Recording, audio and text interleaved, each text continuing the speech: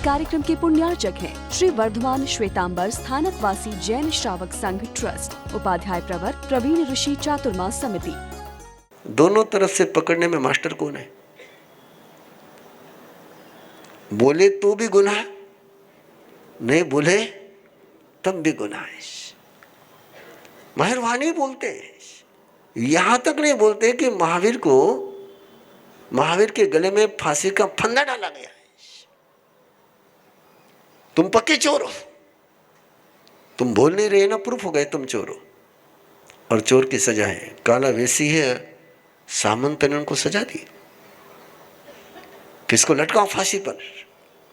लेकिन फांसी के फंदे पर लटकाए तो भी महावीर नहीं बोले कि मैंने चोरी नहीं करी। वो तो फांसी का फंदा दुनिया में कोई बना ही नहीं है कि जो महावीर को फांसी पर लटका दे। वो जैसे फांसी के फंदे पर लटकाए तो रस्सी क्या हो जाती थी? टूट जाती थी। अब वो परेशान, पहले पहलवान को लटकाया तो रस्सी पक्की, और बाद में महावीर को लटकाया तो रस्सी टूट गई। तो उनको चक्कर आने लगे, थाने में चक्कर आएगा। वो गए कि ये तो कुछ तो भी गजब का मामला है, और फिर छोड़ दिया, लेकिन बोले नहीं। गोशालक पूछे तो बोलता है, और दूसरा बोले तो नहीं बोलते। क्यों?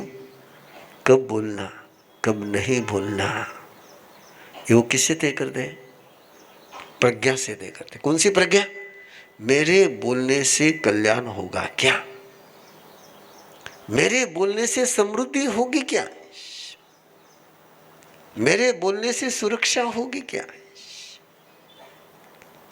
तब बोलते हैं। बोलने के लिए नहीं बोलते हैं, खाने के लिए नहीं खाते। मुझे अभी 3-4 दिन पहले तीर्थ शिष्य ने एक सवाल पूछा।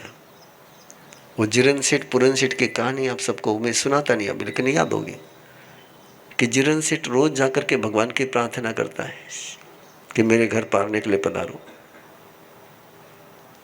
और परमात्मा वो पूरन सेठ के आंगन में वो दासी बासी चावल, कैसे चावल?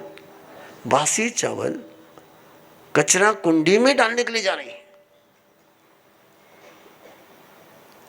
ना दासी की भावना, ना सेठ की भावना, ना पुरन सेठ की भावना है। और दासी जो कूड़ादान में डालने के लिए जा रही है, उसके सामने महावीर हाथ रखते हैं, दे मुझे दे दे। 4 महीने का पारना है। कितने महीने का? 4 महीने की तपस्या।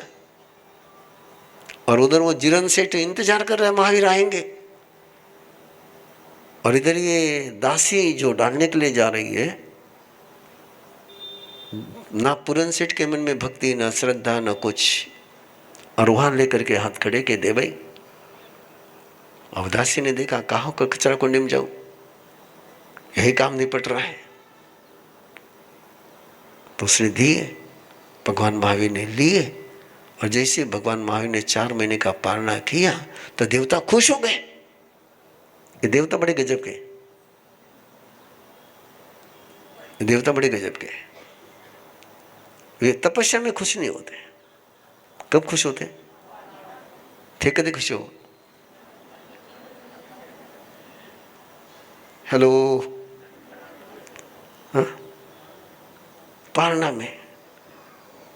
पारना मंगल के तपस्या मंगल, तपस्या मंगल। और खुश किस में होते हो? मजेदार लोग हो। देवता भी मजेदार है, वो पारना करे तब खुश हुए। और जैसे भगवान महावीर ने तपस्या का संकल्प लिया तब कोई देवता खुश नहीं होता। वे वेट करते कि कब भगवान महावीर पारना करते, कहाँ पारना करते। और जहाँ पारना होता उस पारने का सेलिब्रेशन करते। अब वो पुरन सेठ के वहाँ सेलिब्रेशन होते हुए देख करके पुरन सेठ आता है, देखता है, हाँ क्या मजा आ गई। लोग कहते तो बड़ा पुण्यशाली, बड़ा भाग्यशाली। ये मुझे पूछे कि भगवान महावीर ने वो जिरन सेठ के वहाँ नहीं गए ना पुरन सेठ के यहाँ क्यों गए? वो बासी चावल। अब मैंने कुछ उत्तर दिया, ने बोले आपने पहले कुछ और उत्तर दिया था।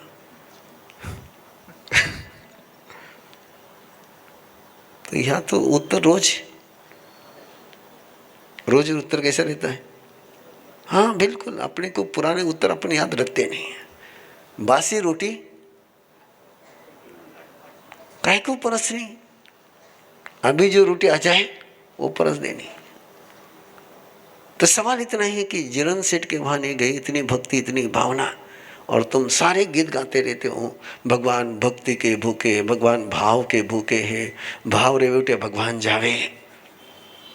भगवान मेरे परमात्मा प्रभु महावीर न भाव के भूखे हैं ना रोटी के भूखे हैं,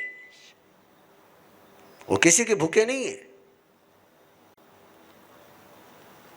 भगवान को भूखा कहना भगवान का इंसल्ट है। वो न तुम्हारे भाव के भूखे हैं न तुम्हारे रोटी के भूखे हैं।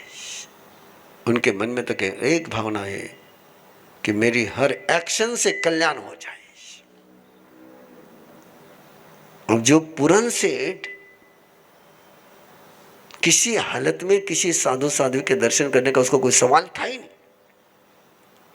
उसके आंगन में कोई आ जाए याचक तो उसको कभी मिलने का कोई सवाल था ही नहीं। अब उसको चेंज करना है। जीरन सेठ तो सुधरा हुआ है, सुधरे हुए को क्या सुधारना, वो काम तो हमारा है, हम सुधरे हुए को सुधारते रहते हैं। तुम सुधरे हुए को बिगड़े हुए हो।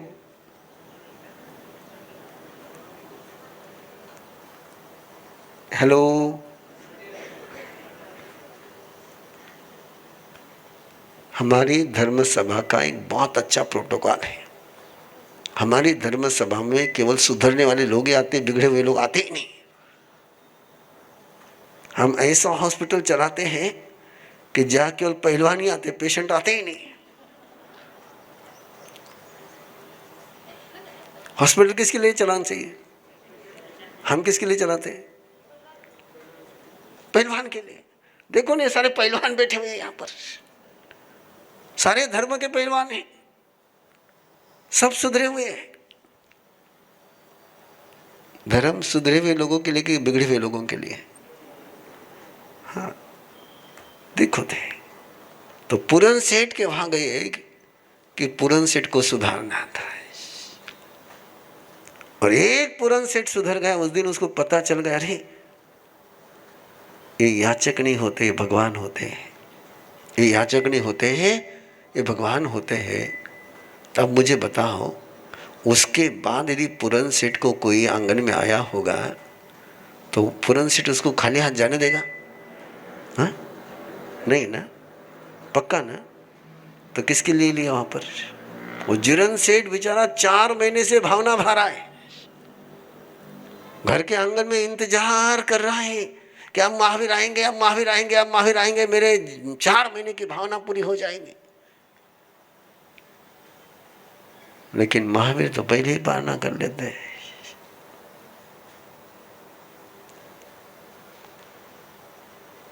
तो भक्ति किसकी थी, भक्ति किसकी नहीं थी? जीरन सेठ की भक्ति थी, पूरन सेठ की भक्ति नहीं थी। लेकिन महावीर ने पालना कहाँ किया? ध्यान में रखजो, है ना। कदे तीर्थे सुशीते घनी भावना भावो, थका घरे नहीं आया, जका भावना नहीं भावे उनका घरे जावे, तो समझ लो तीर्थे सुशी करने करते हुए सोच है कि उन्हें सुधारना है। इसको मत बोलजो कि गुरु तीर्थे सुशी मारा भावना री कदर को नहीं, है ना।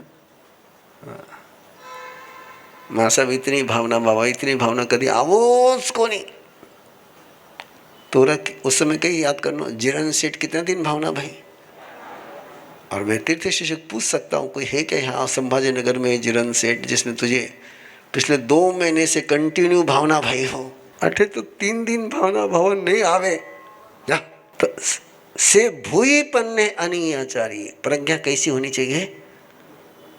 भूई प्रज्ञा, भूति प्रज्ञा, भूति प्रज्ञा। और मैं तो पक्का महावीर का बेटा हूं, आपका मुझे पता नहीं, मैं तो आई एम श्योर, है ना। वो गीत गाते रहता है ना, आई एम सुन। वो जब भी गीत गाता है तो मुझे, हाँ मैं महावीर का बेटा हूं। इसलिए मैं तो तुम्हारा प्रोटोकॉल फॉलो करता ही नहीं हूं।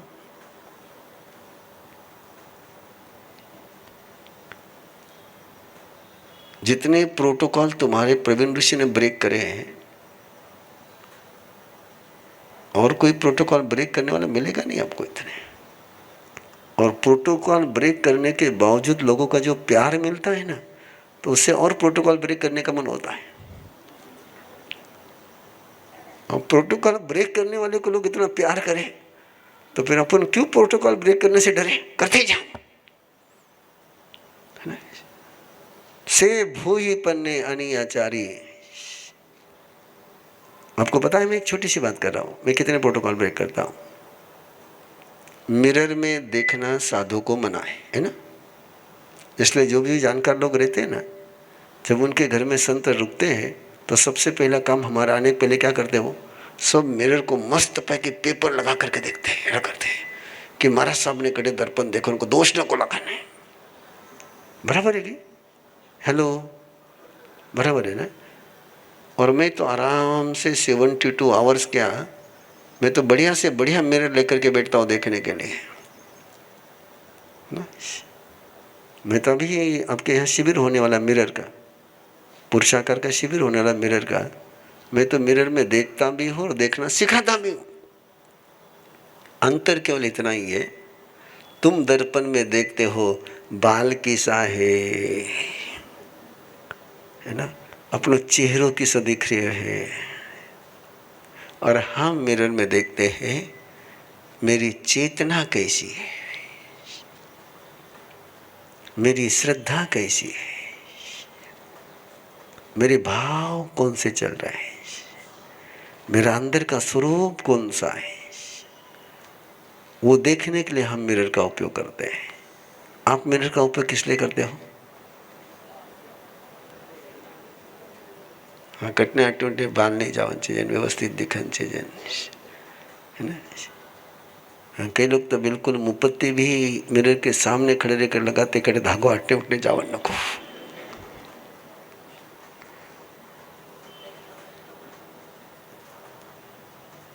से भूई पन्ने अनिए आचारी, वो अंदर धीरे आनंद चको, अनुतरे तपई सूर्यवा, वैरोय निंदे वतम बगास। ध्यान में रखजो, फ्यूचर में छोटा ही काम नहीं आएगा, बड़ा काम नहीं आएगा। फ्यूचर में कौन काम आएगा? हमको एक मस्त श्रावक मिला था, बस 2 मिनट में बात पूरी करता हूं। चेन्नई में एक श्रावक मिला था, रायपुरम में हम रुके हुए थे, और वहां आकर के मिला, और कुछ जवान मेरे पास बैठे थे। वो ऐसा बोलता जा रहा कि उसकी बोली सुनते सुनते जो बैठे हुए जवान थे बिल्कुल प्रैक्टिकली लिटरली हंसते हंसते जमीन पर लौट रहे थे। वो कह रहा था कि महाराज साहब, जब भी मेरे सगे आते हैं, मेरे बहुरानी के माँ बाप घर में आते हैं, मैं उनको कहता हूँ मारो बेटा तो बेकाम रो रे, ताकि बेटी लक्ष्मी, थारी बेटी आई और मारो बेटो सुधर गए। बोले कई बेटी बोले था कि कई बहुरानी, बोले हमारा कई तो भी पुण्य जो मनीषी बहुरानी मिले। वो लोग पूछे यार कमाल हो गई। बोले ये माँ जाई उरी सांस है ना, बोले उन्हें तो अक्कल उसको नहीं। बोले किने अक्कल किने है? बहुरानी ने। वापस बोले कि बोले मेरा सब ऐसा बोलना चाहिए।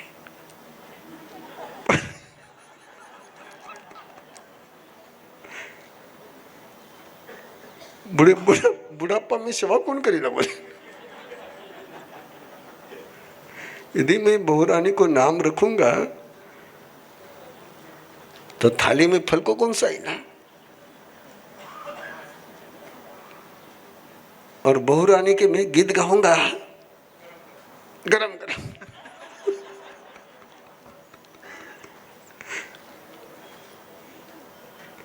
किन्हें राजी रख लो? सास ने कि बहू रानी ने, ठेके ने राजी रखो। तुमको बुढ़ापा सुखी करना है तो बिल्कुल आराम से।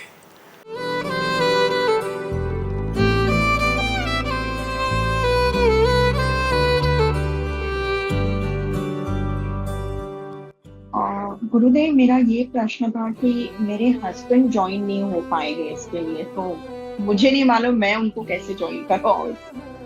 बच्चों के लिए गुरु अच्छा होना से भी बढ़कर जरूरी है कि पिता अच्छा हो। हम आरंभ पेरेंटिंग में पिता को आसमान कहते हैं, और जिसको पिता नहीं मिलता है उनको गुरु और माँ मिलने के बाद भी और श्री कृष्ण मिलने के बाद भी उनकी जिंदगी का वनवास चलता नहीं। महाभारत में यदि पांडवों की लाइफ आप देखेंगे तो सब कुछ उनके पास है, केवल पिता का साया नहीं। और यदि पिता का साया पांडवों के पास होता तो पांडवों को कभी वनवास झेलना नहीं पड़ता। और मैं ये सोचता हूं कि आप नहीं चाहते होंगे कि आपके संतति को पांडवों की जैसी जिंदगी जीना पड़े। तो आई रिक्वेस्ट यू कि आरएम पेरेंटिंग का ये सेशन आप जॉइंटली अटेंड करें मेरे साथ।